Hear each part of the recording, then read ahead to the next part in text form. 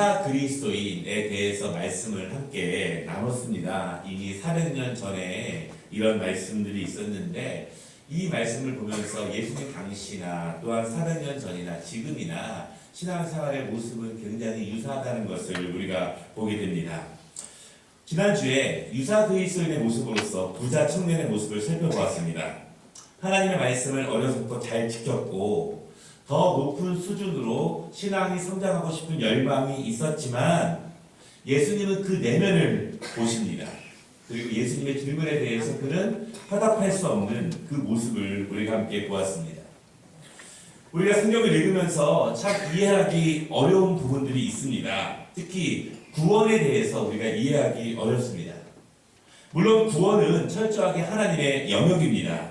그런데 우리는 성경을 보면서 하나님께서 구원받은 성도들의 모습을 믿음의 후손들에게 성경을 통해서 보여주는 부분들이 상당히 있어요. 우리는 그 말씀을 읽으면서 구원받은 성도들, 성령 충만한 성도들은 이렇게 사는구나, 이렇게 우리는 추정할 때가 있는데 구원에 대해서는요, 우리가 또한 반대로 하나님의 뜻을 이해하기 어려울 때도 분명히 있습니다.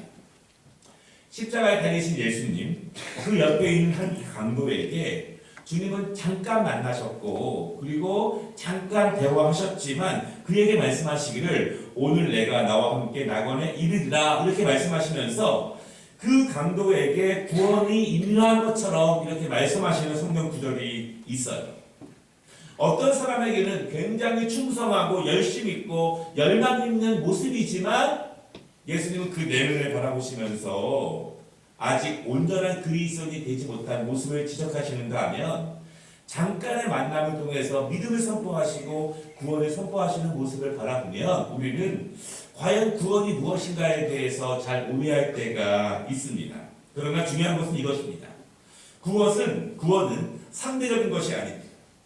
내가 이 사람보다 조금 더 나으면, 내가 조금 더 충성하면, 조금 더 기도 많이 하면 내가 구원을 받거나 최소한 내가 어떠한 기준 이상은 되어야 내가 구원을 받을 수 있는, 구원은 누구와 어떤 사람들과 어떤 일과 비교할 수 있는 것이 아니라는 거예요. 우리가 성경을 보면서요, 그래 최소한 구원받은 사람이라면 저 정도는 돼야 돼, 이렇게 판단할 때가 있습니다. 반대로 그런 기준 때문에 아이고 저 정도 사람은 아직 멀었어, 이렇게 판단할 때가 있습니다. 그러나 이것은 굉장히 위험한 것입니다. 왜냐하면 하나님의 영역에 대해서 우리의 인간적인 하찮은 판단력을 가지고 하나님의 영역을 정의 내리는 것은 굉장히 큰 우매요, 또한 큰 교만일 수 있습니다. 우리 모두는요, 모든 그리스도인들은 하나님 앞에 단독자로 서 있습니다. 단독자의 믿음을 갖고 있는 거예요. 아버지의 믿음이 자녀의 구원을 보장하지 않습니다. 어머니의 믿음이 부모님의 구원을 보장하지 않습니다. 우리가 모두 함께 예배를 드리고 함께 찬양을 하지만 각각 하나님 앞에 단독자로 드려지는 것이지 우리 교회 모습이 은혜롭다고 해서 전체가 하나님 앞에 드려지는 것은 아닐 수 있기 때문에 그렇습니다. 우리는 그러므로 물론 다른 사람의 믿음이 나의 믿음을 성장시키는 데 도움이 되기도 하고 또 내 믿음이 상실감을 갖는 데 있어서 다른 사람의 모습이 나에게 영향을 주기도 하지만 사실은 그것이 변명이 될 수는 있지만 단독자로서 하나님 앞에 서 있는 내 믿음에 대해서 핑계가 될 수 없다는 사실은 우리가 보게 됩니다. 그러므로 우리 모두는요, 하나님의 말씀에 대해서 각자 반응해야 되는 것입니다. 하나님의 은혜에 대해서 각자 경험해야 되는 것입니다. 그리고 하나님께서 역사하시고 우리를 구원하시는 것에 대해서 내가 개인적으로 단독자 앞에서 하나님의 은혜를 가지고 확신을 가지고 믿음을 가지고 나아가는 것이지 구원에 대해서 내가 이 정도 혹은 누구보다 더 이런 것으로 구원을 말할 수 없다는 것입니다. 우리가 지난주 부자 청년의 말씀을 보면서 그는 말씀을 잘 지킨 것처럼 보였지만 근심하여 돌아간 청년을요, 우리는 거의 그리스도인, 유사 그리스도인 이렇게 말했습니다.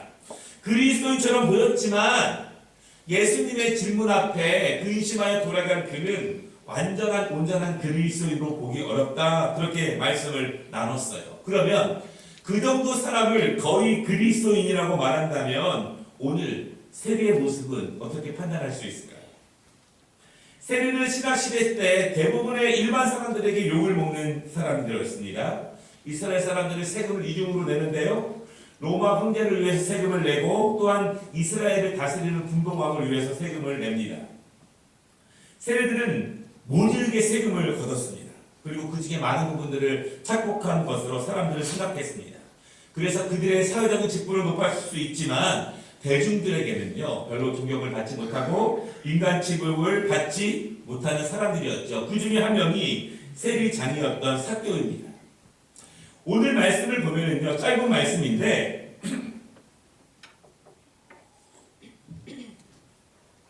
오늘 말씀을 보면은 세리는 성전에 가까이 가지도 못합니다. 두려워서 하늘을 쳐다보지도 못합니다. 자기 자신을 아는 거예요.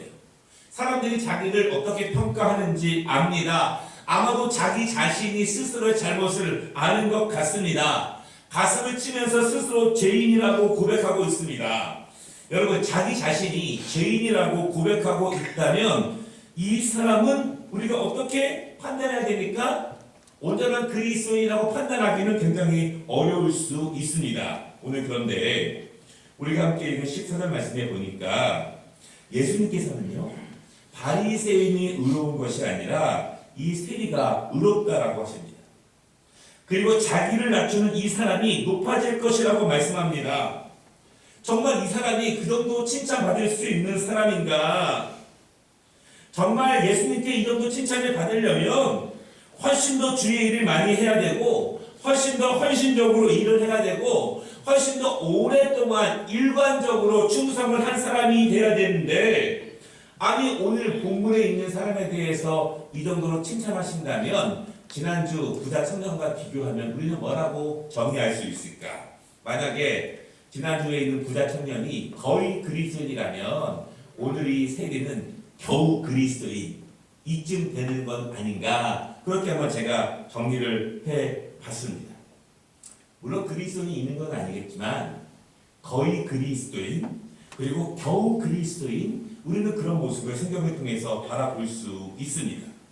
여러분 그런데 오늘 말씀을 보면 분명히 주님은 말씀하시기를 외형적으로 보이는 의인이 있을 수 있지만 예수님이 보시는 내면을 통해서 그 삶을 통해서 그 안을 통해서 볼 수 있는 의인이 있다는 것을 예수님은 분명히 말씀하십니다.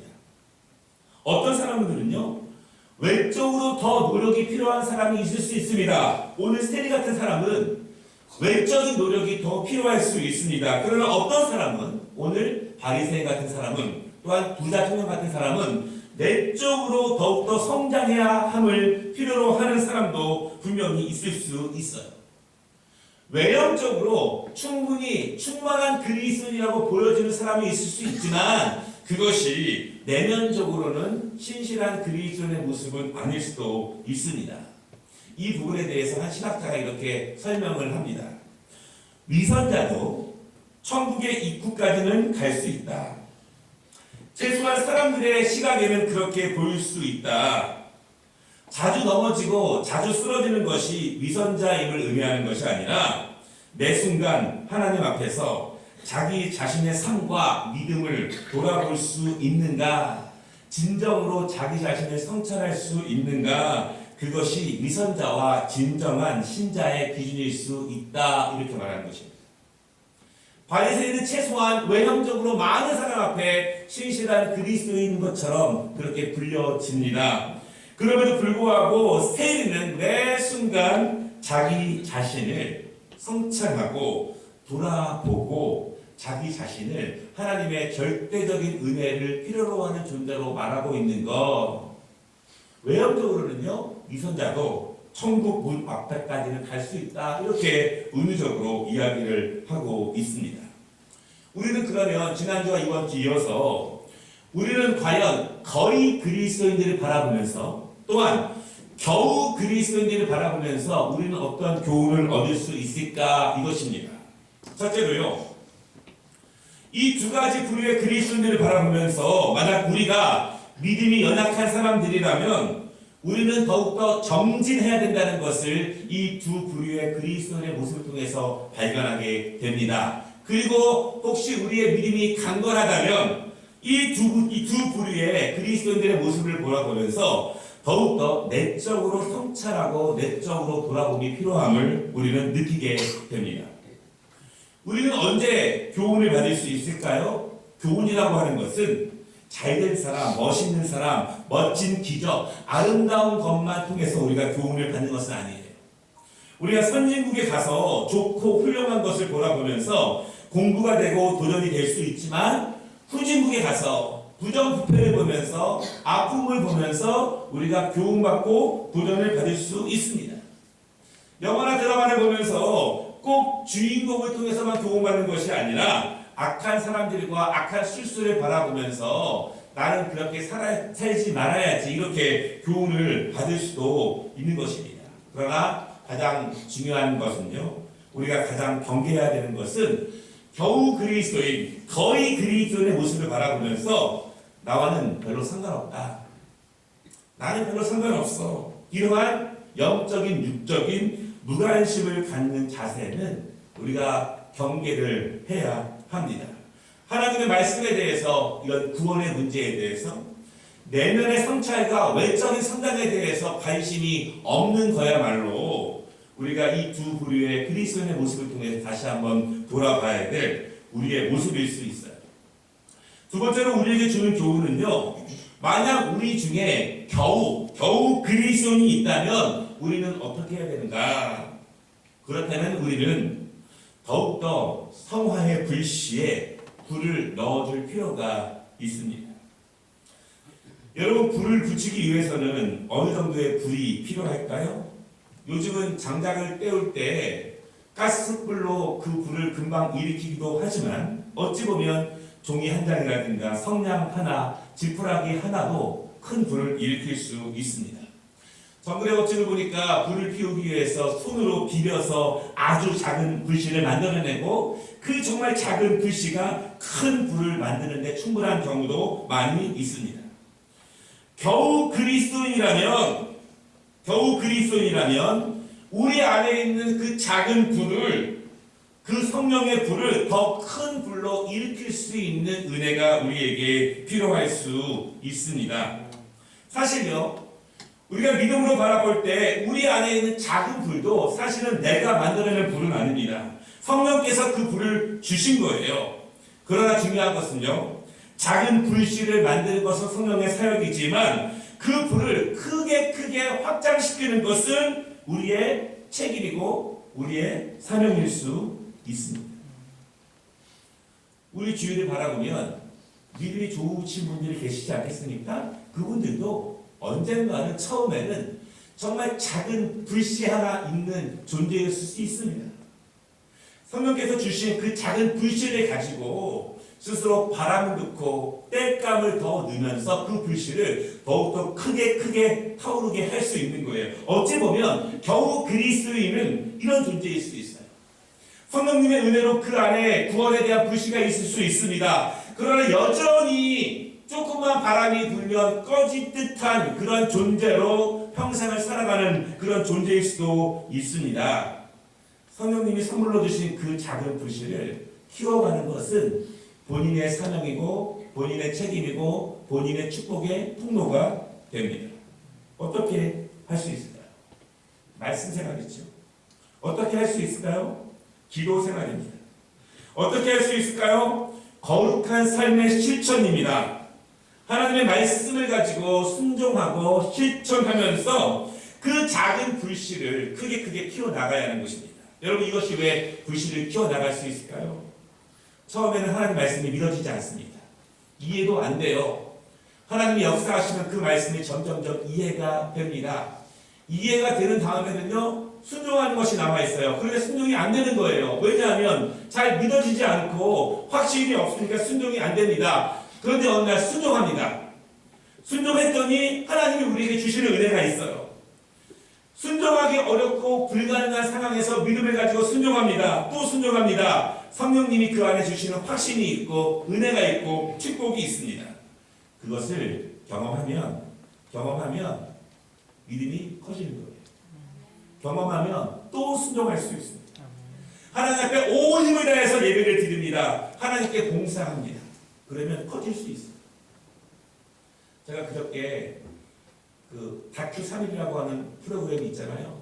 보는데 5대산 월정사 거기서 김장하는 모습이 나오더라고요. 그런데 수많은 봉사자들이 있잖아요. 그런데 어떤 아주머니들이 계시는데 그분들은 받는 거 없이 10년째 매일같이 10년째 매 끼를 음식하는 그 공양을 하고 있더라고요. 이렇게 얘기해요. 이 일을 하면서 마음에 얼마나 큰 기쁨이 있는지 모르겠습니다. 제가 이런 생각을 했어요. 아니 저 안에 어떤 진리가 있길래 10년째 몇백 명의 남의 밥을 해주는 그 일을 하면서도 마음에 기쁨이 있고 평안이 있다고 말하는가. 저 안에 어떤 진리가 있는지 한번 경험해 보시더라고요. 10년째 밥만 해주는 그 사역 가운데에서 마음의 평안을 찾고 사역 가운데 기쁨을 찾는 은혜가 있다면 정말 깊이 연구해 볼 필요가 있지 않은가. 많이 도전받았어요. 많이 느끼는 것이 많았습니다. 아, 우리 기독교가 교회가 바른 길을 가고 있는 것이 맞습니까? 사역 가운데 믿음 가운데 신앙생활 가운데 정말 내적 평화와 기쁨을 누리고 있는가? 외형적으로는 그렇게 보일 수 있지만 내적인 은혜와 평강이 정말 넘치는가? 그렇지 않다면 어디서부터 무엇부터 우리가 다시 시작해 보아야 하는 것입니다. 바라기는 여러분, 성령님이 우리 안에 작은 불씨를 주시지만 그 불씨를 키워가는 것은 우리의 몫입니다. 믿으시기를 바랍니다. 두 번째 그 불씨를 키워갈 수 있는 것은요, 공동체의 협력입니다. 작은 불을 가진 성도가 그 불을 크게 키워갈 수 있도록 셀에서 남녀 전도회에서 교회에서 격려하고 돌보고 이끌어주는 것입니다. 그냥 불이 꺼지든 말든 개인의 책임이라고 그냥 몰아붙이는 것이 아닙니다. 그 불을 더욱더 붙일 수 있도록 장작을 제공해주고 힘들 때에는 바람도 좀 불어주고 때로는 좀 바람도 좀 막아주면서 그 개인이 그 작은 불씨를 키워가는 노력을 더욱더 북돋아주고 힘있게 하는 것이 사실은 목회자의 사명이고 셀 리더들과 강사들과 영적 리더십들이 그 책임이 있는 것입니다. 각 성도의 책임으로 돌리는 것이 아니라 옆에서 도와주고 함께 끌어가는 것. 그래서 그 작은 불이 겨우 그리스도인들이 온전한 그리스도인이 되게 하는 것. 그러한 은혜들이 넘치고 간증이 많아지고 충만해지는 것. 그것이 하나님이 원하시는 아름다운 교회의 모습이 아닐까 생각합니다. 여러분 그렇지 않습니까? 이론적으로 그러한 맛이 있고 그러한 능력이 있어야 정말 아름답고 좋은 교회의 모습이 아니겠습니까? 겨우 그리스도인들에게는 그 불을 키울 수 있는, 키워야 한다는 교훈을 우리가 받을 수 있습니다. 세 번째로는요, 거의 그리스도인이 있습니다. 거의 그리스도인. 그런데 거의 그리스도인에게는 우리가 어떤 교훈을 받을 수 있냐면, 구원의 기준은요, 그리스도인의 기준은 외형적인 것이 아니라 하나님의 말씀에 있다라고 하는 교훈입니다. 오늘 바리새인들을 왜 사람들이 그들을 의롭게 봅니까? 그들의 내면에 무엇이 있는지 잘 모르잖아요. 우리는 대부분 외적인 것으로 판단합니다. 그들은 하나님 말씀에 능통합니다. 예배 시간에 늘 참여합니다. 어떤 일을 합니다. 말씀을 잘 알고 봉사를 잘 합니다. 외형적인 면을 통해서 사람들은 그들에게 완전한 그리스도인, 온전한 그리스도인의 모습으로 생각합니다. 여러분 그런데 이런 것이 있는 것 같아요. 외형적으로 그런 말을 계속 듣다 보면 정말 자기가 실제로도 그런 사람이라고 판단하는 경우가 굉장히 많이 있는 것 같습니다. 자꾸 그런 얘기를 외형적으로 듣다 보면 다른 사람의 판단을 내 판단처럼 여겨지게 되면 나 스스로를 성찰하고 나 스스로를 바로 바라볼 수 있는 능력은 점점 사그러들게 됩니다. 과거에 이런 책들이 있었잖아요. 칭찬은 고래도 춤추게 한다. 그런데 연구해보니까 춤 못 춥니다. 칭찬이 훨씬 더 게으름으로 빠지게 하고 칭찬이 훨씬 더 나태함으로 빠지게 한다는 거예요. 그래서 요즘 뭐라고 말하냐면요. 여러분 제가 예를 들어 드릴게요. 15마리의 경주마가 달리기 시작합니다. 하다 보면은 1등부터 꼴등까지 나오잖아요. 노상 비슷해요. 노상 1등부터 꼴등까지 나와요. 그러면 13등, 14등, 15등 하는 말에다가는 어떻게 해야 되니까? 칭찬하면은 잘 뛸 수 있을까요? 못 뛴다는 거예요. 13등, 14등, 15등 말에다가는요, 채찍을 가해요. 채찍을 가하면 아파서라도 부지런히 뛴대요. 그런 말들이요, 13, 14, 15등 하는 말들이 10등, 9등, 8등 이렇게 올라온다고 합니다. 그때 무엇을 주냐면 그때 당근을 주는 거예요. 아하, 내가 그동안은 저 뒤에만 있어서 이런 거 못 먹어봤는데 실제로 여기까지 올라와 보니까 나도 할 수 있다는 것도 알게 되고 또 더 좋은 환경 가운데 놓이게 되는 것을 알게 됩니다. 당근을 먹고 힘냅니다. 열심히 뛰는 거예요. 열심히 뛰다 보면은요 5등, 6등, 7등까지 옵니다. 그때 그들에게 무엇을 주냐면 그때 비전을 주는 거예요. 그때 꿈을 주는 거예요. 네가 더 올라갈 수 있고 더 세워질 수 있고 하나님의 은혜가 더욱더 임할 수 있다는 것.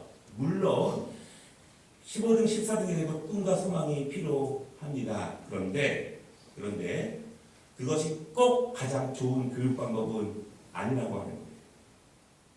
우리가 외형적으로 너는 괜찮아, 그 정도면 충분해, 그리고 그 정도면 잘하고 있는 거야, 아니면 외형적으로 신실한 그리스도인들처럼 판단을 받기 시작하면 사실은 자기 자신을 객관적으로 성령님의 은혜 가운데 돌아볼 수 있는 기준이 세워지지 못한다는 거예요. 우리는 무엇으로 기준받아야 합니까? 우리는 무엇으로 판단받아야 합니까? 외형적인 기준이 아니라는 거예요. 다른 사람의 판단이 우리의 실제 모습이 아닙니다. 우리는 무엇으로 판단받아야 하냐면 하나님의 말씀으로 판단받아야 하는 것입니다. 나 자신을 하나님의 말씀에 비추어서 날마다 판단받아야 하는 거예요.